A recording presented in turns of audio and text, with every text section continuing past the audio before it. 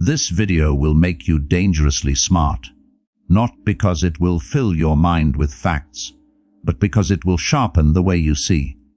Knowledge that merely sits in the head is harmless. It changes nothing. But when it becomes understanding, when it rearranges how you interpret the world, then it becomes dangerous. Not to you, but to illusion, to vanity, to manipulation, to every falsehood that thrives in the dark corners of ignorance. Most people don't think, they imitate. They don't question. They absorb. They don't seek truth. They seek comfort in opinions that sound familiar. But to become dangerously smart is to stop being a mirror and start being a flame. It's to ask, why, again and again, until the glittering surface of the world begins to crack. The danger lies in clarity, because once you begin to see clearly, you cannot unsee. The tricks that control others lose their hold on you. The promises of easy pleasure lose their taste. The voices that once intimidated you become echoes. You begin to stand apart, and that solitude frightens those who need the crowd to feel right. But that solitude is your birthright. You will notice how easily people exchange truth for validation. They argue not to learn, but to win. They read not to grow, but to prove they were right all along. The truly intelligent man does not rush to opinions, he weighs them. He does not mock the fool, for he knows he was once foolish too. He does not shout his wisdom, he lives it quietly, steadily, until its weight cannot be ignored. To be dangerously smart is not to know more, but to need less, to not depend on constant stimulation, applause, or agreement. The wise man is calm not because the world is kind, but because he understands its chaos is natural. He does not fight against what he cannot control. He aligns himself with it. And so his strength seems unshakable, his calm infuriates the noisy, his silence exposes the weak. Knowledge is nothing until it becomes discipline. You can read 1,000 books on virtue and still live a life of confusion. But when a single idea enters your soul and shapes your actions, it turns into wisdom. The intelligent man does not chase every idea that shines. He digs into one truth until it becomes a part of his blood. That is what makes him dangerous. The depth, not the decoration. Most chase cleverness, few pursue clarity. Cleverness dazzles, clarity transforms.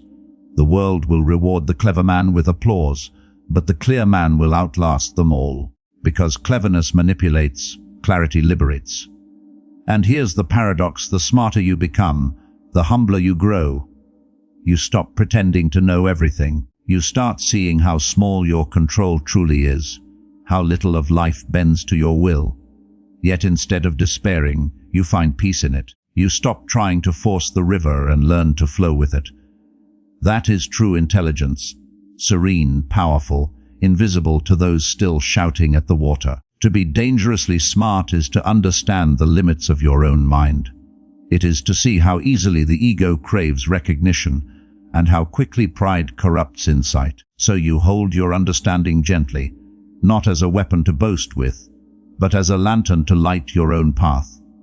You realize that wisdom isn't about being admired, it's about being free. And freedom comes when you no longer need to defend your intelligence. You observe without reacting. You listen without judgment. You act without hesitation. You learn to be still in a noisy world, unshaken by insult, untouched by praise. Then your presence becomes unsettling, because calmness itself is power. People sense it. They don't understand it, but they feel it. The truly wise man does not argue with the ignorant. He simply lives in such a way that the truth of his being ends the debate. His calm dismantles arrogance. His patience reveals strength. His silence becomes a mirror in which the proud see their own emptiness. But to reach that level, you must first endure the loneliness of self-honesty. You must question your own motives, expose your own lies, and walk through the discomfort of unlearning. You must let go of the need to always be right, and instead seek to be clear, because clarity is not found in certainty, it's found in humility. You will be tested. The more you see, the more the world will try to pull you back into noise. People will accuse you of arrogance for seeing what they refuse to look at. They will call your silence pride, your peace apathy. Let them. You owe no explanation for the clarity you have earned through pain. The one who understands himself no longer seeks permission to exist. Remember, intelligence without character is destruction. Knowledge without virtue is poison. Power without restraint is corruption. If you wish to be dangerously smart, then let your mind serve your conscience, not your ego. Let your learning make you gentler, not harder. Let your insight make you slower to anger, quicker to forgive, and steadfast in what is right. The truly wise man is not feared because he dominates, but because he cannot be dominated. You cannot bribe him, flatter him, threaten him, or distract him. He belongs to no crowd, no ideology, no illusion. His allegiance is only to truth, wherever it leads. That is why he is dangerous, because he cannot be used. And when others seek advantage, he seeks alignment. When others crave recognition, he craves understanding. When others chase comfort, he chases clarity. He does not rise by force, but by gravity, naturally, inevitably, because nothing can hold down what is truly balanced. To become dangerously smart, stop trying to look intelligent. Seek instead to see, to observe human nature without judgment, to understand your emotions without drowning in them, to notice how everything that rises eventually falls, and yet life continues in its rhythm. You will find that most problems dissolve when you stop feeding them with reaction. Clarity is power, not the loud, boastful kind that demands recognition, but the quiet, piercing force that sees through illusion. To be clear in thought is to hold a torch in a fog of confusion. It doesn't shout, it simply reveals. It does not conquer others, it illuminates the self. Clarity is the art of seeing the world without distortion, of perceiving life without the smoke of emotion or the dust of pride clouding the eyes. Most people live in a haze of impressions. They mistake reaction for reason. They call confusion passion and ignorance conviction. They speak before understanding and act before reflection. They do not see, they assume, and so their lives become a series of errors repeated with confidence. To be clear is to stop this endless repetition. It is to pause in the middle of noise and ask, what is truly here? A clarity begins when you stop arguing with reality, when you stop demanding that things should be other than they are. The clear mind sees what is, not what it wants to see. It does not paint over truth with colors of desire. It accepts the coldness of fact and the warmth of meaning in equal measure. It knows that what disturbs a man is not the event itself, but his interpretation of it. So it watches the storm without becoming the storm. Look around you. The world is full of confusion disguised as confidence. People shout not because they know, but because they fear silence. They chase novelty because they dread stillness. They fill their days with motion to avoid meeting themselves. Yet clarity is born in stillness. It arrives when the noise fades. It grows when the mind learns to be alone without trembling. When you can sit quietly and see your own thoughts without judgment, you begin to see everything more truly. Clarity is the foundation of strength. You cannot stand firm on falsehood. You cannot act rightly from a distorted view. Every decision built on confusion crumbles, no matter how passionate its maker. But a clear decision, even if small, stands like a mountain. It needs no approval, no defense. It simply is. Because truth, when seen clearly, has its own gravity. The clear mind is not swayed by the moods of others. It listens, but it does not absorb confusion. It observes anger without becoming angry. It witnesses praise without inflating. It understands that every opinion reflects the one who speaks it more than the thing it describes. And so the clear mind remains steady. Its power lies in detachment, not indifference. Clarity does not mean emptiness, it means purity. It is like a lake. When still, it reflects the sky perfectly, but when disturbed, it distorts everything above it. So too is the mind. When restless, it misjudges, exaggerates, and projects. But when calm, it reflects reality as it is. This is why the clear man is not easily deceived. He does not rush to label what he feels. He lets emotion pass through him like wind through leaves, and only then does he decide what is true. To have clarity is to no longer live as a slave to impulse. You feel anger, but you do not obey it. You feel desire, but you do not serve it. You feel fear, but you do not kneel to it. You simply see them as passing visitors, not masters of your house. You learn to ask, is this necessary? Is this true? Is this within my control? And in those questions, confusion dies. Many claim to seek truth, but few are willing to give up their illusions. They want clarity without cost. But to see clearly means losing many things: the comfort of false certainty, the warmth of ignorance, the easy satisfaction of blame. Clarity demands you strip away everything that clouds your judgment, even if it leaves you standing alone. But solitude with truth is better than company with illusion. The clear mind is not easily provoked, because it no longer needs to defend its image. It understands that offense lives in the ego, not in the event. It sees criticism as information, not insult. It knows that no opinion can touch the essence of what it is. So it remains unshaken, not because it is numb, but because it is awake. It has nothing to prove. It has nothing to protect. It only seeks to understand. To become clear is to practice awareness every moment. When you speak, you ask, why am I saying this? When you act, you ask, from what state of mind am I acting? When you judge, you ask, what in me is being reflected here? Slowly, layer by layer, illusion peels away. What remains is not a new self, but your original self, uncluttered, undistorted, real. Clarity is not an achievement, it is a return.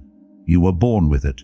A child sees clearly, without prejudice, without ambition, without agenda. The world teaches him to complicate, to divide, to doubt what is simple. Wisdom is not the gaining of more, but the losing of what never belonged. The mind does not grow clear by accumulation, but by subtraction. You will notice how rare clarity is. In a world that worships speed, the clear man moves slowly.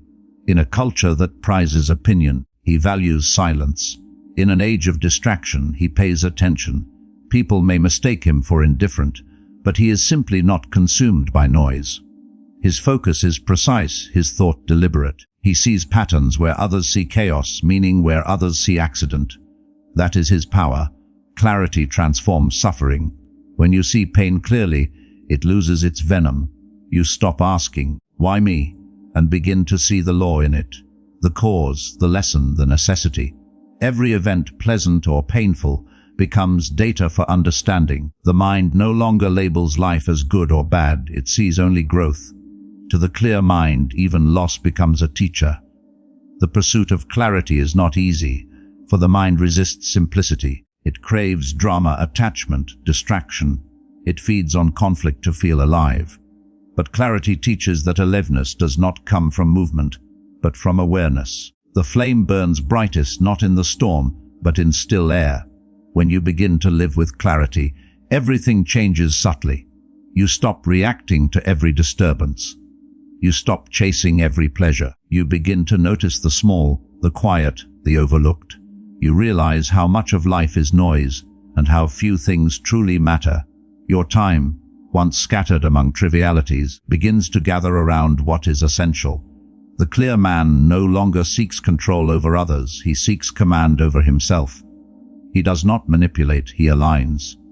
He does not persuade through argument, he persuades through being. His presence itself is clarity. Others feel calmer in his company, for he carries no confusion to infect them. Clarity requires honesty, first with oneself. To see truth, you must be willing to see your own distortions. You must admit where pride blinds you, where fear drives you, where desire deceives you. The hardest truth is the one about yourself, but when you face it without defense, you become unbreakable, because what is seen clearly cannot control you anymore. Every conflict, every regret, every restless night comes from a lack of clarity. When you see why something hurts, the wound begins to close.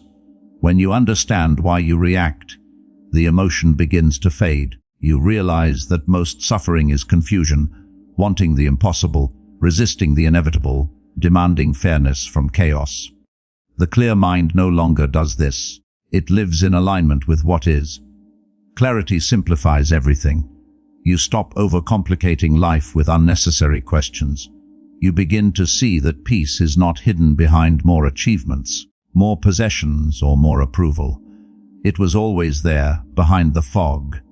When you wipe the window clean, you see that the world was never your enemy. It was your perception that betrayed you. Clarity gives birth to patience. You stop expecting every seed to bloom tomorrow. You understand that growth has its own rhythm. You trust timing, you trust process. You no longer rush the river. You move with it. You no longer fight the current. You learn to steer within it.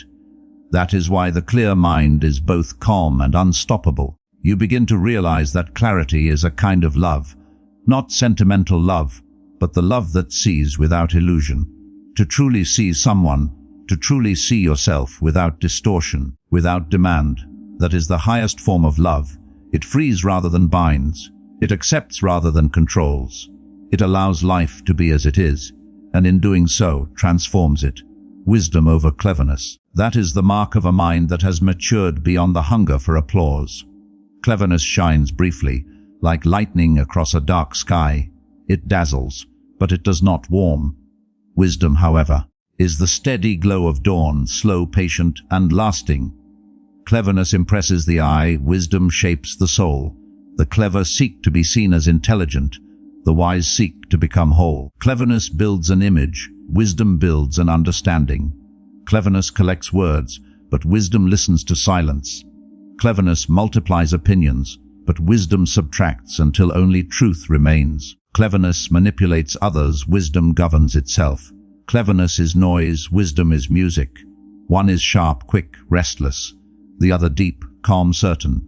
The clever man can win arguments, but the wise man has no need to. For the wise know that victory in debate means nothing if one has not conquered himself. You can be clever and still miserable. You can be brilliant and still blind to your own nature. Cleverness feeds the ego, wisdom dissolves it. The clever man speaks of everything except himself, because he fears the mirror. The wise man looks inward, not to judge, but to understand. He knows that the greatest obstacle to truth is not ignorance, but arrogance. Cleverness thinks it already knows. Wisdom never stops learning. Cleverness loves complexity, for in it lies a chance to appear superior. Wisdom loves simplicity, for in it lies peace. The clever man builds labyrinths of thought. The wise man builds a straight path. The clever uses language to confuse. The wise uses it to clarify. The clever seeks to be admired. The wise seeks to be aligned. The clever wants to sound right. The wise wants to be right. There is no shortage of cleverness in this age. People know how to speak beautifully without living beautifully. They quote wisdom they have not yet earned. They post truths they have not yet practiced. The world rewards cleverness because it entertains, but wisdom often goes unnoticed because it demands silence, humility, and time. Yet it is wisdom that endures. Cleverness fades as soon as the applause ends, but wisdom strengthens as silence deepens. Cleverness wants to impress others. Wisdom wants to understand life. The clever chase novelty. They are addicted to the new idea, the next theory, the next victory. But wisdom is loyal to what is eternal. It studies what has always been true, what will always be true. Wisdom asks, what does this teach me about human nature, about my duty, about peace? Cleverness asks, how can this benefit me? And in that question, the clever man reveals his cage. Wisdom has no urgency to display itself. It moves slowly, speaks rarely, acts deliberately. It does not need to convince, because truth carries its own authority. The clever man, however, must always be seen, must always be recognized, because his confidence depends on attention. He does not know who he is when no one is watching. But the wise man is the same in solitude and in company. His power does not change with the room. The wise understand the difference between knowing and understanding. Knowledge is a collection. Understanding is transformation. Knowledge fills the shelves. Understanding changes the self. Cleverness is quick to speak, but slow to listen. Wisdom is slow to speak because it is busy observing. The clever answer before hearing the full question. The wise pause until the truth of the question reveals itself. Cleverness wins attention. Wisdom earns respect. Cleverness manipulates information. Wisdom harmonizes with reality. Cleverness plays with the surface of things. Wisdom dives into their nature. The clever use reason as a weapon. The wise use it as a mirror. The clever want to dominate. The wise want to comprehend. Cleverness serves ambition. Wisdom serves virtue. When cleverness and wisdom meet, cleverness talks. Wisdom listens. Cleverness boasts of its speed. Wisdom endures with patience. Cleverness seeks advantage. Wisdom seeks alignment with what is right. Cleverness wants to appear unshakable. Wisdom knows it is human. Cleverness fears failure. Wisdom learns from it. Cleverness desires certainty. Wisdom lives comfortably with doubt. Wisdom is not built by information, but by reflection. It is forged in stillness, in self-examination, in humility. It is born when the mind grows tired of pretending to know. The clever man adds layers to his mask. The wise man removes them. He becomes lighter, simpler, clearer. He sees how little he truly needs to live well. Cleverness often becomes the servant of vanity. It makes the mind sharp but the heart cold. It turns thought into competition, conversation into battle. But wisdom softens pride. It teaches that to know is not to conquer, but to serve. To understand is not to rule, but to participate. To see deeply is not to judge more harshly, but to forgive more easily. Wisdom over cleverness means choosing truth over victory, substance over show, meaning over noise. It is knowing when to speak and when to remain silent. It is knowing that sometimes silence itself is the highest form of knowledge. The wise man does not need to prove his point, for he has nothing to prove. He is content with reality as it is, and that contentment radiates a strength cleverness can never imitate. The clever man may know how to build machines, but the wise man knows how to build peace. The clever can move mountains with words, but the wise can move hearts with presence. The clever invent tools, the wise teach purpose. The clever man may create wealth, but the wise man creates harmony. Cleverness builds civilizations, wisdom sustains them. Without wisdom, cleverness destroys what it builds. Cleverness is external. It thrives on competition, comparison, conflict. Wisdom is internal. It thrives on understanding, harmony, and restraint. Cleverness demands recognition. Wisdom requires none. Cleverness burns fast and burns out. Wisdom burns slow and endures. The clever see life as a game. The wise see it as a duty. The clever live for the applause of men. The wise live in harmony with the law of the universe. They align themselves with what cannot be changed and act rightly within what can. They do not measure success by praise, but by peace of mind. Their joy is quiet. Their victories invisible. Cleverness grows restless in uncertainty, but wisdom finds calm in it. The wise understand that not everything can be known, and not everything needs to be. They are content with mystery, for they know the limits of the human mind. They do not pretend to know the unseen. They accept their smallness not as defeat, but as liberation. The clever strive to master the world. The wise strive to master themselves. The clever man wants to be right. The wise man wants to be real. The clever man accumulates ideas like trophies. The wise man lets go of what no longer serves him. The clever use intellect to rise. The wise use understanding to deepen. The clever chase admiration. The wise chase meaning. There will come moments when cleverness seems to win, when the louder, faster, sharper mind gains the praise. But time always reveals what endures. Cleverness builds speed, but wisdom builds foundation. The clever rise quickly and fall suddenly. The wise grow slowly and never fall, because what is built on truth cannot collapse. Wisdom is patient because it sees the long view. It understands that life is not measured in moments of victory, but in the quiet integrity of how one lives. The wise do not rush to judgment.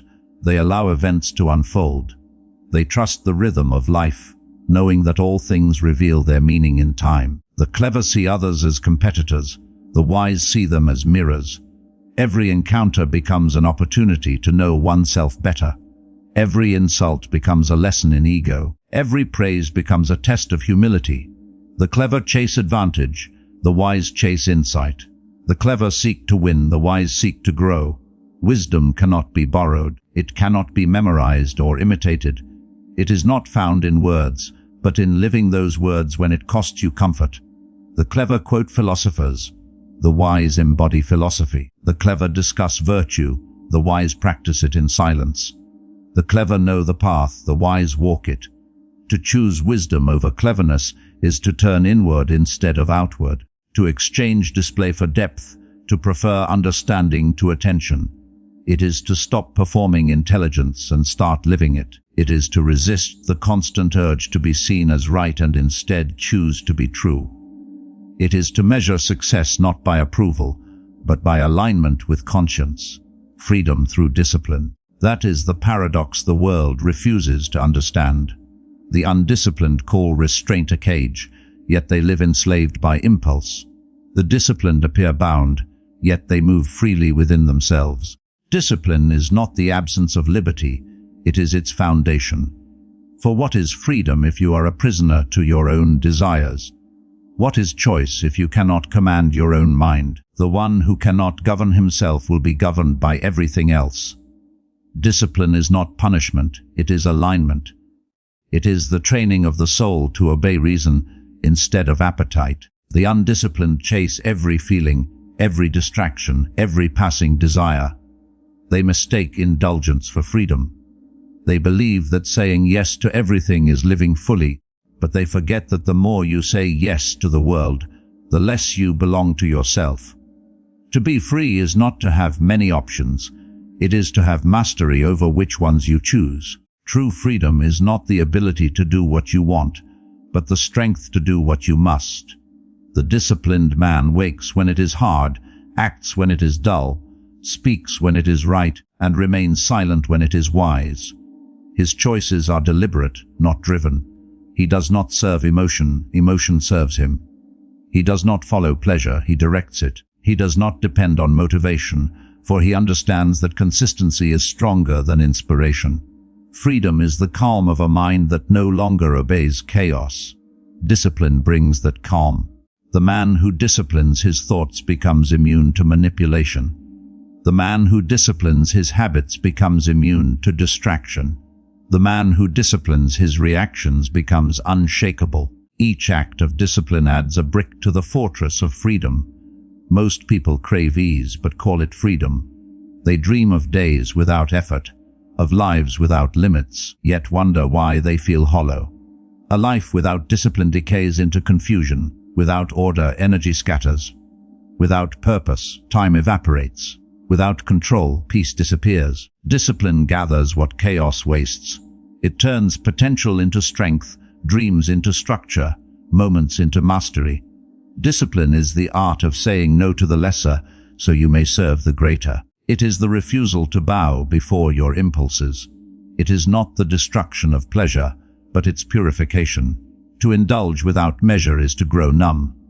To delay without reason is to grow weak. But to control desire is to taste it deeply when it is due. Only the disciplined truly enjoy, because their joy is not contaminated by excess. The undisciplined man is a leaf in the wind, carried wherever the gust of temptation blows. The disciplined is the tree, rooted unmoved, reaching higher every day, weathering every storm. His freedom is not found in escape, but in endurance. He knows that pain cannot enslave the one who accepts it, and loss cannot destroy the one who understands its place in the order of things. Discipline begins with awareness. To master yourself, you must first see yourself clearly, your habits, your weaknesses, your patterns of escape. It is not enough to promise change, you must observe why you resist it. The mind without discipline is a wild horse. It will run toward pleasure and away from pain until both destroy it. The wise do not break the horse, they train it. They teach it direction, not suppression. Discipline refines freedom as the flame refines gold. Every act of control burns away weakness. Every moment of restraint shapes character. It is in repetition, in quiet persistence, in the refusal to surrender to laziness, that the mind becomes free from itself. The untrained mind is a battlefield. The disciplined mind is a kingdom. Freedom through discipline is not achieved by grand gestures but by small victories. Rising on time, keeping promises, speaking truth, holding composure. These are the daily acts of liberation. Each time you master a moment, you reclaim territory from chaos. You build a self that can be trusted. And there is no freedom greater than trust in your own strength. Do not mistake comfort for peace. Comfort weakens, peace strengthens. The disciplined man does not chase comfort, for he knows it robs him of resilience. He seeks challenge, not as a punishment, but as preparation. Every hardship becomes a tool, every delay becomes a teacher. Discipline transforms pain into progress. What others call suffering, he calls shaping. The world will tell you that discipline limits creativity, that structure suffocates spirit. But what is a song without rhythm? What is art without form? What is freedom without boundary? It is chaos pretending to be expression. Discipline does not confine, it gives shape to greatness. It turns raw potential into art. It channels fire so it creates rather than destroys. Freedom is not the breaking of chains, it is the forging of mastery. The one who lives by impulse is chained to consequence. The one who lives by discipline walks untouched by chaos. He is not controlled by moods, not enslaved by craving, not manipulated by fear. His emotions obey him because he first obeyed himself. Discipline reveals truth. It strips away excuses, distractions, and self-deception. It teaches the mind to confront discomfort instead of escaping it. It forces the ego to admit its fragility, and through that humility, strength is born. The disciplined man no longer needs the world to make him happy. His peace is self-made, his power self-earned. Freedom through discipline means choosing your pain wisely. Life will give you pain regardless, either the pain of growth or the pain of regret. The disciplined choose the former. They suffer now to suffer less later. They invest effort now to harvest peace later. The undisciplined trade momentary relief for long-term misery. Discipline understands that ease without meaning is decay. To be disciplined is to live intentionally. Every action has direction, every decision has weight. Nothing is random, nothing wasted. The disciplined do not drift, they steer. They may not control the wind, but they command the sails. They know that to control the inner world is to navigate the outer one. The disciplined man does not fight his emotions. He instructs them. He allows himself to feel but not to drown. Anger may visit, but it will not command. Desire may rise, but it will not dictate. Fear may whisper, but it will not decide. Discipline gives emotion its rightful place, neither master nor enemy, but messenger. Freedom without discipline is chaos disguised as choice. A man may call himself free while serving his appetites. He may boast of doing whatever he wants, but what he wants changes daily, and so he is a slave to every passing urge. Freedom through discipline is steadiness amid that storm. It is to act with reason when passion burns, to stay unmoved when provoked, to remain faithful to what is right when it is hard. Discipline is not rigidity, it is clarity in motion. It does not kill joy, it protects it from waste. It does not banish rest, it makes rest meaningful. It does not deny emotion, it gives emotion depth. The undisciplined live wide but shallow, the disciplined live narrow but deep. To live with discipline is to live by principle, not preference. It is to do what is right, not what is easy. To choose endurance over excuse. To accept difficulty as a companion, not an enemy. It is the training of the soul to remain upright in the face of temptation and unbent under the weight of pressure. The reward of discipline is not applause. It is inner freedom, the kind no one can give you and no one can take. It is the freedom to be unmoved when insulted, unbroken when challenged, and uncorrupted when praised. It is the stillness that comes when you know your actions are not ruled by impulse, but by intention. The disciplined mind is untroubled because it has faced itself. It has wrestled with laziness, distraction, and fear, and in wrestling has found control. It does not seek to escape struggle, for it knows struggle is the forge of clarity. It does not flee fatigue, for it knows endurance breeds strength. The disciplined do not avoid resistance, they build through it. Freedom through discipline requires daily renewal. Every morning is a battle between ease and effort, every hour a choice between comfort and purpose. The disciplined choose effort until effort becomes ease, until structure becomes second nature, until order feels like oxygen. That is when the chains fall away, not because the world changed, but because the self did. The undisciplined depend on external order to hold them upright. Remove it, and they collapse. The disciplined carry their order within them. They do not need rules imposed, because they have built them inwardly. Their character is their law, their conscience is their command. They are self-governed, and therefore untouchable. Freedom through discipline is not glamorous, it is quiet. It is not celebrated by the crowd, because the crowd fears restraint. But those who practice it become rare. Calm when others panic, steady when others break, sharp when others scatter. They do not need permission to act, because they have earned the right to trust themselves. Discipline is devotion, the devotion to your higher self over your lower impulses. It is loyalty to reason over emotion. It is service to the soul over service to the ego. It is the lifelong art of directing your power instead of being consumed by it.